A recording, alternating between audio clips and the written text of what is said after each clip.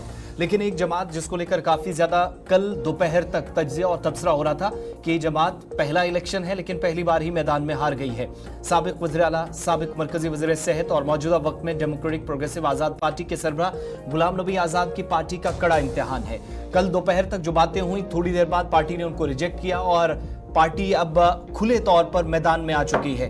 पहली फहरिस्त असेंबली इंतखाबात के पहले मरहले के लिए डेमोक्रेटिक प्रोग्रेसिव आजाद पार्टी की जानिब से जारी कर दी गई है और 13 नामों का ऐलान कर दिया गया। कुछ ऐसे नाम जिनका कल दोपहर तक ये भी काफी ज्यादा बात हो रही थी कि ये पार्टी से नाराज हैं और कुछ लोगों की तस्दीक हो भी गई, जिनमें जीएम सरूरी है, जुगल किशोर शर्मा है, जो डेमोक्रेटिक प्रोग्रेसिव आजाद पार्टी का हिस्सा नहीं है। मुमकिन तौर पर कांग्रेस उन पर इस बार ज्यादा दाव लगा सकती है या ज्यादा फोकस उस जानिब हो सकता है। लेकिन गुलाम नबी आजाद की जमात के 13 मेंबर्स जो असेंबली पोल्स में पहले फेज में जाकर चुनाव लड़ेंगे, उन तमाम का ऐलान कर दिया गया है।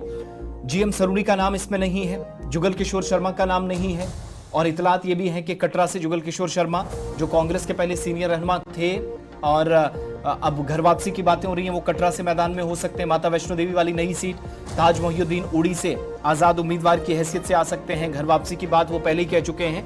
लेकिन जिन 13 नामों का ऐलान किया गया है उसमें पार्टी की जानिब से जो कल अप्रूवल भी आरएस चीफ जो कि पार्टी के जनरल सेक्रेटरी ऑर्गेनाइजेशन है, उन्होंने जिन नामों की तस्दीक की और पार्टी सदर की जानिब से साबिक रियासती वजीर अब्दुल मजीद वानी जिनको डोडा से उतारा गया, डोडा ईस्ट से ये मैदान में उतरेंगे और नेशनल कॉन्फ्रेंस के खालिद नजीब सोहरवर्दी यहाँ से पहले ही मैदान में है, तो ये सीधी टक्कर इन दो सीनियर रहनुमाओं के दरमियान होगी।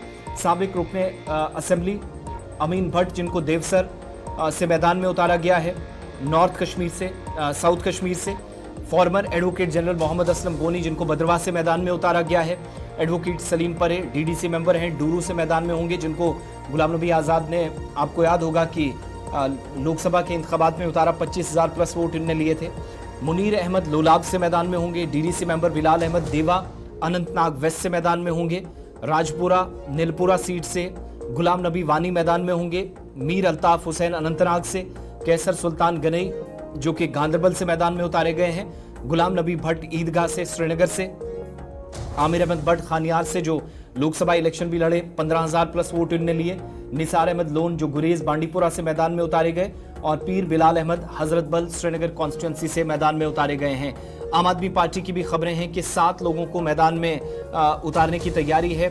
7 लोग जो कि पर्चा नामजदगी दाखिल करने के बिल्कुल करीब है। ये फर्स्ट फेज की बात हो रही है और ये पहली फहरिस्त आपके सामने है। इसमें 2 इंपॉर्टेंट नाम जो कि जीएम सरूरी जो बड़े करीबी और पार्टी के नायब सदर भी डीपीएपी के थे।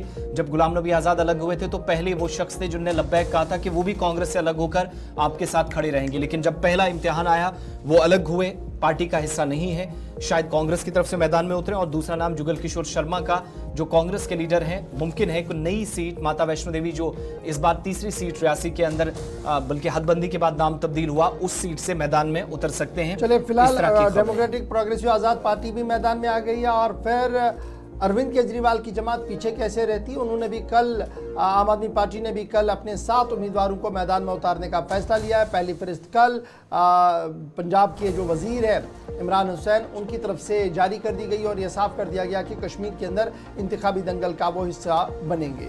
और इस वक्त एक और अहम और बड़ी खबर जनूबी कश्मीर से सामने आ रही है। जनूबी कश्मीर के कोकरनाग असेंबली हल्के से, जहां पर इतलात है कि चौधरी जफर मैदान में उतारने की तैयारी कर ली गई है। और चौधरी जफर अभी तक के पार्टी जराया ने जिस बात की तस्दीक की है कि इत्तेहाद के ये यानी जो कांग्रेस नेशनल कॉन्फ्रेंस का अलायंस है उसका हिस्सा होंगे, मुश्तरका उम्मीदवार होंगे। और चौधरी जफर अगर इत्तेहाद के उम्मीदवार होते हैं तो इसी सीट पर कांग्रेस की दावेदारी भी काफी मजबूत मानी जाती रही। कहा जा रहा है कि शायद इस बात पर मुकम्मल अभी कंसेंसस नहीं बन पाया है, लेकिन कल सुबह 27 अगस्त 2024 को जो आखिरी तारीख फाइल नॉमिनेशंस की है, चौधरी जफर इस सीट से अलायंस कैंडिडेट के तौर पर कल पर्चा नामजदगी दाखिल करेंगे 27 अगस्त को। अब देखने वाली बात ये होगी दोपहर 2 से 3 बजे के दरमियान मुमकिन है कि इत्तेहाद को लेकर कोई हतमी फैसला श्रीनगर से हो, जैसा हमने पहली खबर में आपको बताया। वहां से अगर कोई स्टैंप लगती है तो फिर ठीक है, यही उम्मीदवार जाएगा। बसूरत दीगर आप मुख्तलिफ पार्टियों के, जिनमें कांग्रेस अलग, नेशनल कॉन्फ्रेंस अलग, चौधरी जफर जो इलाके से